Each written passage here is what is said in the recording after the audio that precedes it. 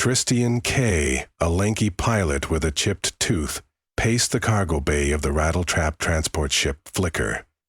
The rest of the human smuggling crew, Kala, Drela, and Tessa, watched him with a mixture of excitement and concern. They were awaiting instructions from a figure known only as the Broker, who had promised a final job that would liberate them from the Empire's relentless surveillance. Outside the murky portholes, the twining lights of hyperspace flickered, creating a dizzying vortex that surrounded their vessel. With each swirl of color, Tristian's anxiety swelled. The Empire's spies had been tightening security in the nearby systems, scanning for contraband and unauthorized passengers with unsettling efficiency. One mistake would send them scrambling into the farthest reaches of the galaxy, forever fugitives. Yet, on this final run, the payoff was too tempting. They could not afford to turn back. They dropped out of hyperspace at the edges of a forgotten moon orbiting a gas giant. Though the moon had no official name, the Broker's coordinates led them to a hidden supply depot embedded in a steep canyon. Tessa, the ship's stoic navigator, deftly guided the Flicker between jagged rock spires. Kala and Drayli readied cargo straps and a hoverlift, expecting contraband crates of exotic spices or unregistered weapons meetouts, common enough on their usual runs. Tristian stabilized the ship's landing thrusters as best he could, wincing at the tension in the aging hydraulics. The ramp lowered with a loud hiss of depressurization. They stared into the darkness, scanning for any sign of a contact. The swirling dust in the canyon made it difficult to see. After a tense minute, a tall figure emerged from the gloom, clad in a sealed black helmet. The Broker's associate said little. He held out a data stick and pointed to a cluster of crates loaded onto an old ground skimmer. Without removing his helmet, he spoke in a dry monotone. "Deliver these to the Sordaner district on Kaldra Prime. Do not open them. Your payment awaits you there." The Empire must not catch wind of this cargo. He then turned and vanished, leaving them with more questions than answers. Kala examined the crates with a suspicious eye. They looked banged up and heavily reinforced, each one sealed with magnetic locks. Drail shrugged, muttering that they'd done stranger pickups before. Though something about these containers felt different. Nobody wanted to voice the possibility that they contained sentient cargo. Transporting people was dangerous enough without the Empire's so-called moral laws waiting to brand them all as terrorists. Guiding the skimmer onto the Flicker, the crew secured the crates in a dark corner of the hold. The moment the cargo was safely locked down, Tessa reactivated the engines, lifting them back into the star-studded void. The flight to Kaldra Prime would take 3 standard days in hyperspace, giving them little time to question the mystery payload. But the tension mounted as soon as they engaged the jump drive.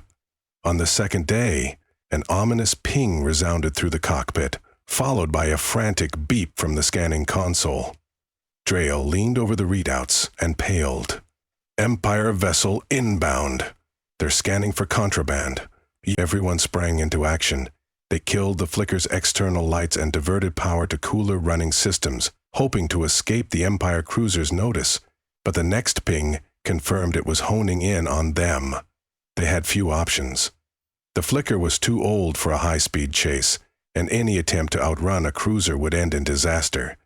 Kala suggested hiding in a drifting asteroid field, not far from their current vector. With Tessa's careful piloting, they dipped into the tumbling rock fragments. There, they shut down all non-essential systems, letting the ship's silhouette blend amid drifting boulders. The Empire cruiser prowled closer, its sensor sweeps slicing through the darkness like scythes of light.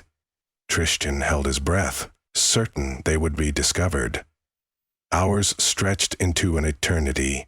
Another beep signaled the all-clear. The cruiser's thrusters flared in the distance, veering off to inspect a more suspicious signature.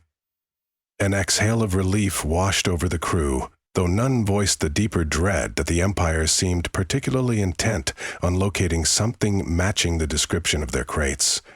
When they finally slipped out of the asteroid field and restarted normal flight operations, their cargo seemed to quake. Draley looked at Tessa, who frowned at him, silently urging caution. Carla pulled out a scanning device and hovered it over one of the crates. The reading flickered strangely. Perhaps it was scrambled.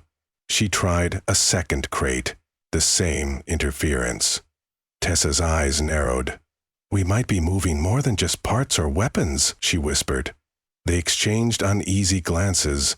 Though used to skirting imperial law, they drew the line at trafficking living beings without consent. Yet the job was done, or nearly so.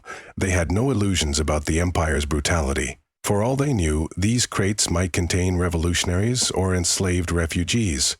Opening them might blow the entire operation and forfeit their pay. Still, the moral quandary lingered uncomfortably. They arrived at Caldra Prime's orbit on schedule. The planet was a hotbed of industrial factories and imperial garrisons. Beneath its smog-laden skies lived millions pressed into labor for the Empire's war machine. The Sordaner district was known for discontent and clandestine rebel movements. Tristan set the flicker on a landing approach in a dusty old hangar. The local authority was paid off. Only minimal checks awaited them. As soon as the engines went cold, the atmosphere outside that battered hull felt oppressive. In the gloom of the hangar, figures scurried to and fro. A few steam-powered loading bots waited, presumably to collect the mysterious crates. Far off, they could hear the hum of protest chants in the distant alleyways. Tristan could sense something simmering in this sector, and it wasn't just black market commerce. Once the crates were unloaded, they expected to present the broker's data stick in exchange for credits. However, out of the gloom stepped not the broker's usual masked henchman, but a tall woman who introduced herself as Captain Nyreva Tosk. She wore a tattered jacket bearing marks the Empire would deem seditious. A faint scar lined her jaw, and her gaze was as sharp as a sword edge. "We've been waiting for this," Nyreva said, pressing a hidden switch on one of the crates. With a soft hum, the locks disengaged. She lifted the lid. Nestled inside was a trove of advanced blaster rifles, along with sealed capsules of explosives. "At last, we can fight back," she murmured, a fierce gratitude burning in her eyes. Stunned, the Flicker's crew realized they'd unwittingly delivered a major weapons cache to an underground rebel cell. Tessa stiffened. This is raw treason. If the Empire traces these arms back to us," Nyreva gave a curt nod, "we'll protect you as best we can, but our people have no other means to repel the Empire's crackdown. They've torched entire neighborhoods for suspected insubordination. We can't stand by any longer." Muffled cheers erupted from a handful of onlookers. Kala looked torn. She had grown up on a world ravaged by Imperial rule. Though she'd never actively joined rebels, her distaste for the Empire was personal. She knew exactly how brutal they could be. Draley's face was ashen. They realized that by completing this delivery, they had just delivered the spark that might ignite a planetary insurrection. The moral weight pressed heavily on them all. They had come expecting easy credits, but they found themselves standing at the threshold of a revolution. Nyreva gestured for the crew to follow her deeper into the district. Nervous but intrigued, they wove through an underground network of chambers made from repurposed factory tunnels. Makeshift walls displayed rebel banners. Cots, supply caches, and medical stations suggested that a ragtag army was forming. The few armed fighters they passed were lean, determined, and desperate. For Tessa, the parallels to her own war-torn childhood were impossible to ignore. Passing a corridor where families huddled, she saw the haunted looks in children's eyes, faces filled with a fear she knew all too well. She halted, heart pounding. Even Tristan seemed unsettled. He placed a gentle hand on her shoulder for reassurance. If they truly had a chance to free these people from the Empire's yoke, did they have a responsibility to help? Captain Nyreva led them to a briefing chamber lined with flickering screens. She introduced them to a handful of rebel leaders. "You're looking at the frontline strategists of the Caldra resistance," she said.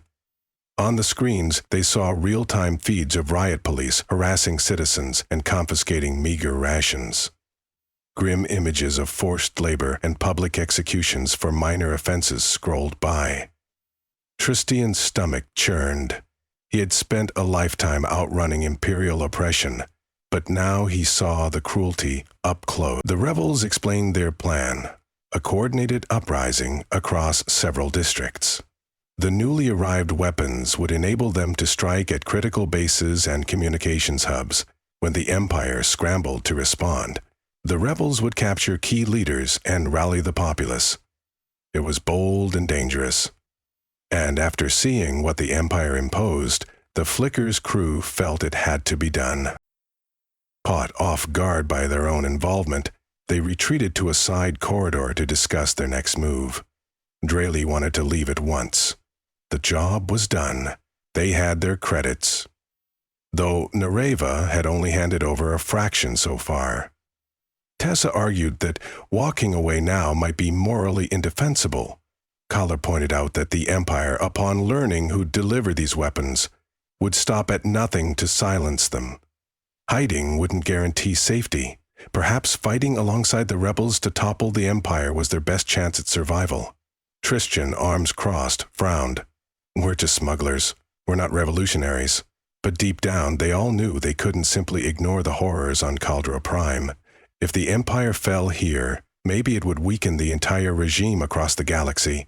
They hesitated only a moment longer before concluding they would at least stay until the plan was set in motion.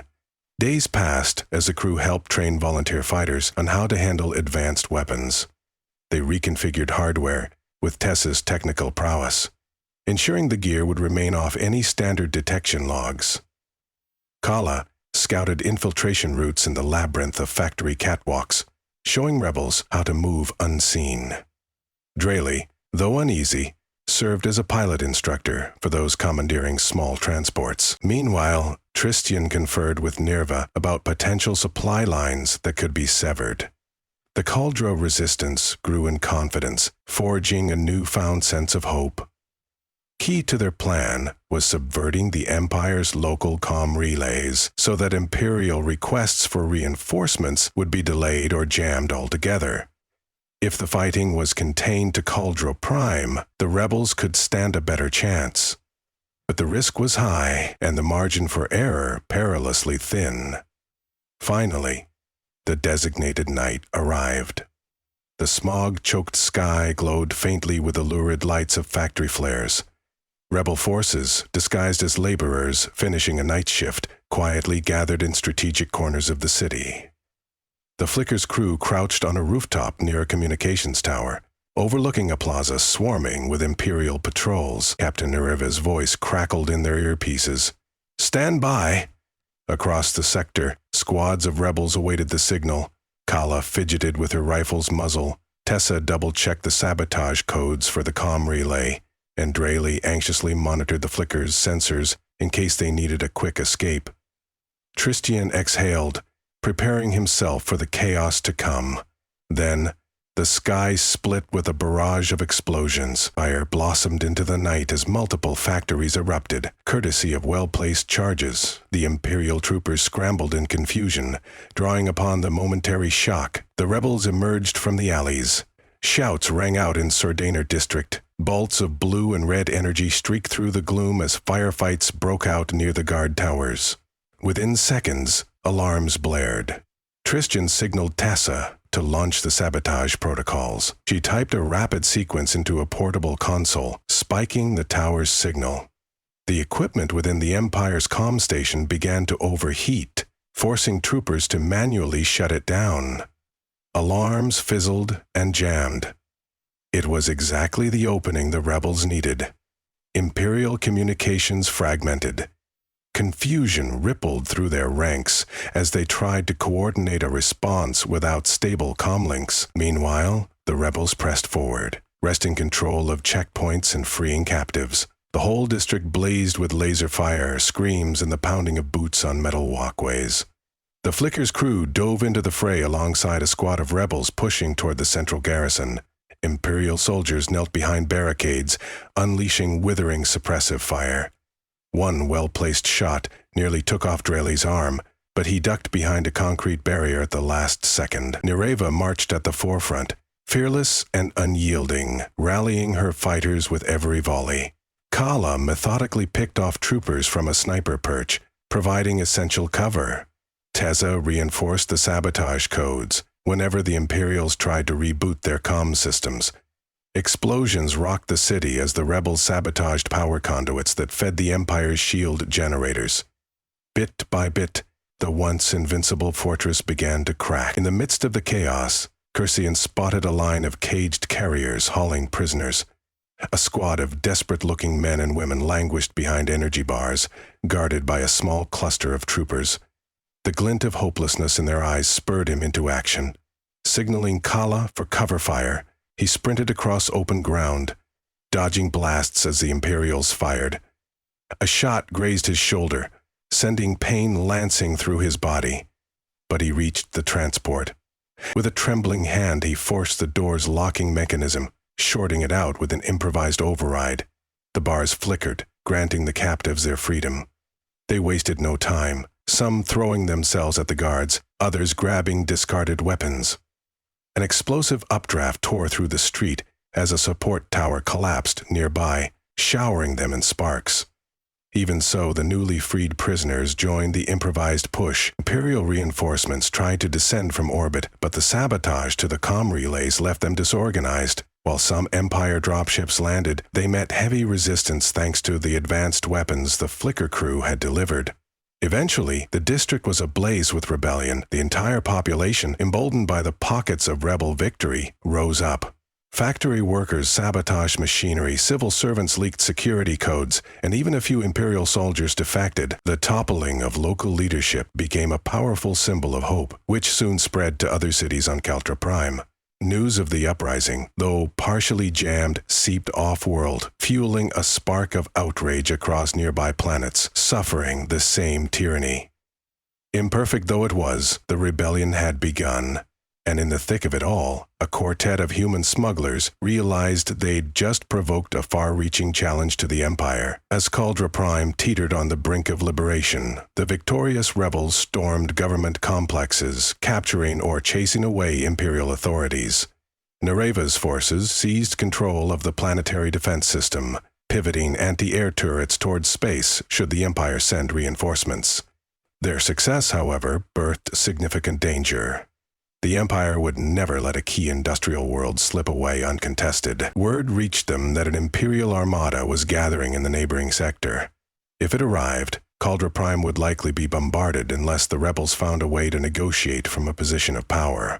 While the new rebel council debated next steps, Tessa suggested a bold move: invite other rebellious systems to Caltra Prime, forging a unified front. The idea was simple: turn a single-planet insurrection into a galaxy-wide revolution, but it would require cunning and diplomacy, along with the same clandestine skill that had delivered the initial weapons. Nereva asked for the Flicker's crew to make contact with known insurgent cells beyond Caltra Prime, including rumored enclaves in the Outer Rim and certain industrial worlds on the Empire's fringes. Tristan hesitated. Their part in this conflict had already exceeded anything they'd imagined, yet Drella quietly admitted they couldn't stop now. If the Empire crushed Caltra Prime, it would mean death or incarceration for them too. With quiet resolve, they loaded the Flicker for flight once more. The ship, patched up from the recent firefight, hummed with renewed purpose. Each creaking part seemed infused with the defiant spirit they had witnessed in the city below. Departing Caltra Prime's surface, they soared through the atmosphere, dodging the remains of Imperial satellites and sensors. Streaking away from the planet, they plotted a course to known rebel-friendly territories, determined to rally allies before the Empire's retaliation arrived in force. Their first stop was the planet Venteri, a place of dense jungles where rumor said a small but determined band of rebels had taken refuge. Navigating the thick canopy was challenging, but Tristan managed to land near an overgrown temple ruin. Torch-bearing figures surrounded the Flicker, uncertain whether to greet them or open fire.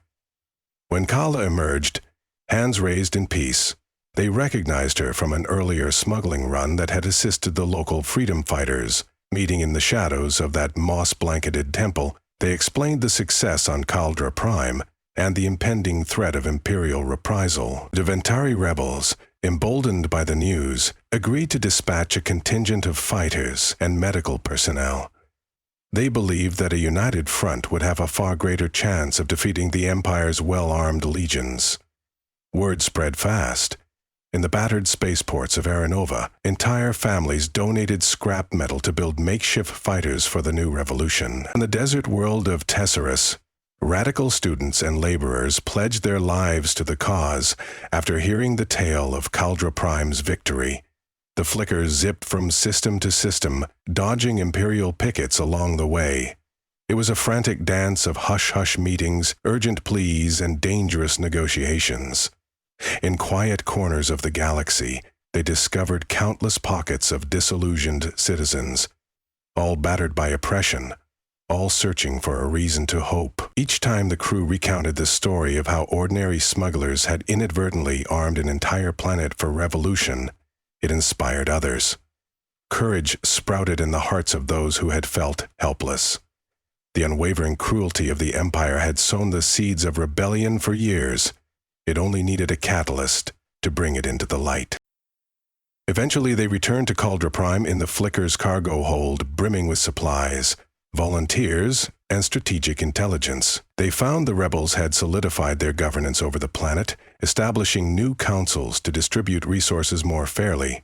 Without the Empire's presence, the air itself felt lighter, cleansed in part from the shutting down of destructive factories. The looming threat of the Empire's counterattack still hung overhead, but the arrivals from other worlds bolstered the planet's defenses.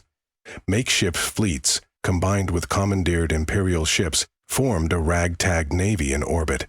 Pilots trained day and night for skirmishes and vacuum. Morale soared, though an undercurrent of dread remained, knowing that a single miscalculation could see them crushed. As expected, the Empire did not remain passive. Within weeks, advanced scouts warned of a massive Imperial battle group translating out of hyperspace near the Caldra system.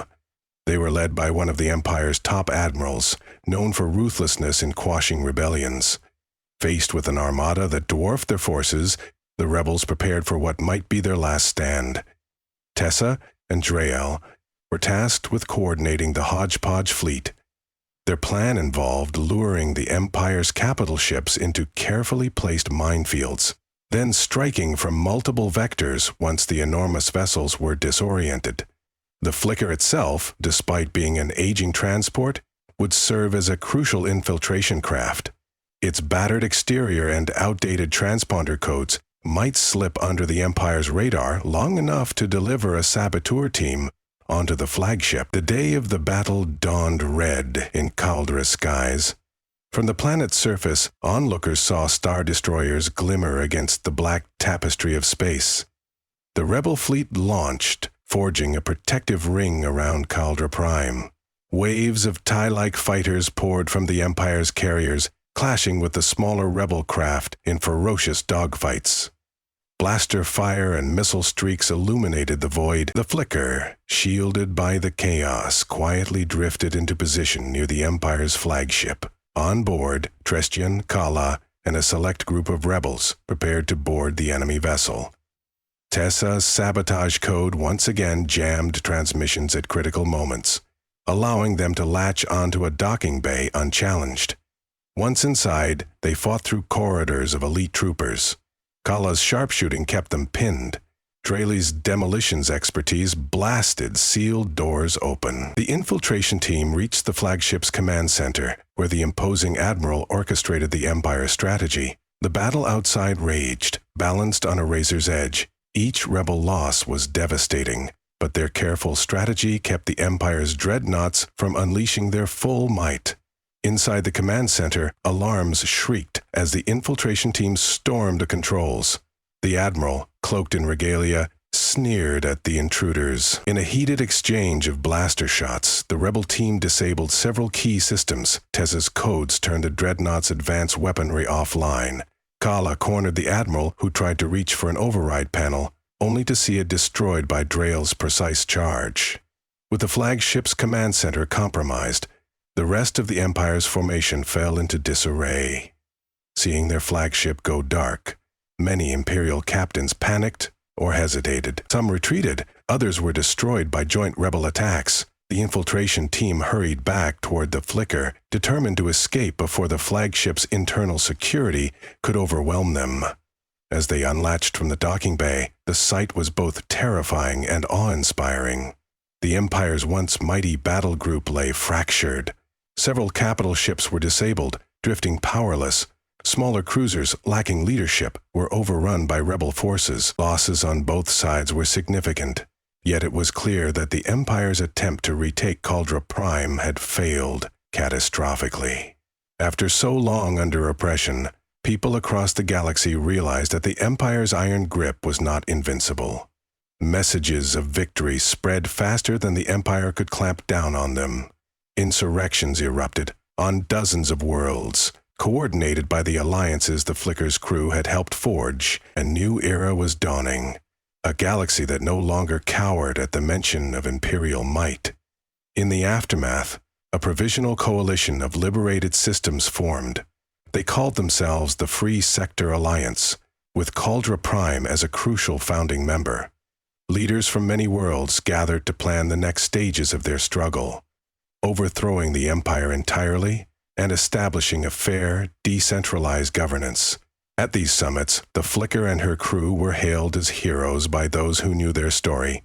Tristian, Kala, Drayli, and Tessa were still adjusting to the awkwardness of accolades.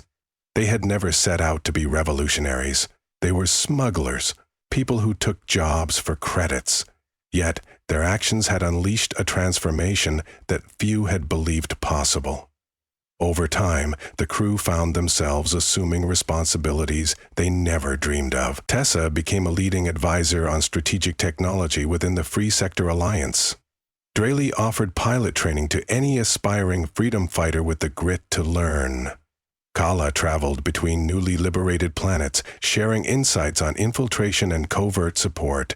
Tristian, with his natural gift for leadership, was coaxed into serving as a roving ambassador, convincing neutral systems to join the cause. Though the war against the Empire was far from over, its core worlds and seat of power yet to be conquered, the unstoppable wave of dissent had been unleashed.